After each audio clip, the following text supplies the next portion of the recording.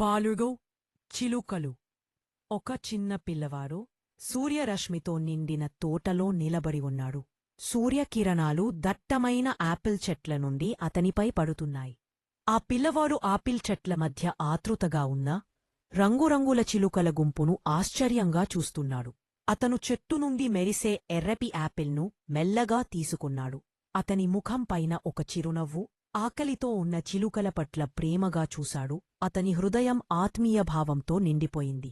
పొడవాటి గడ్డిలో మోకరిల్లి బాలుడు ఒక ఆపిల్ను ఆకాశం వైపుకు ఎత్తాడు. పైనున్న చిలుకలను దగ్గరగా రమ్మని పిలిచాడు. చిలుకలు అతని కళ్ళకేసి చూశాయి.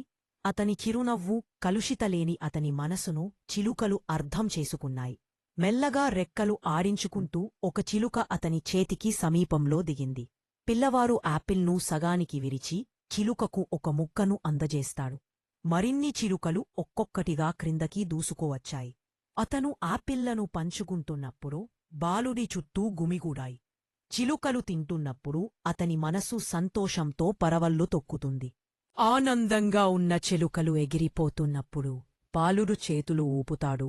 ఆకాశంలోకి ఎగరడానికి ముందు చిలుకలు అతని చుట్టూ తిరుగుతున్నాయి. చిలుకలు అన్ని కృతజ్ఞతాభావంతో అతని కళ్ళని చూస్తూ మెల్లగా పైకి ఎగిరిపోయాయి.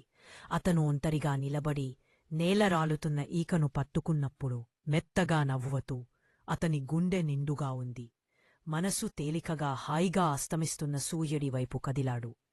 నీతి: తానొక్కడే తినక స్నేహితులతో పంచుకోవాలి.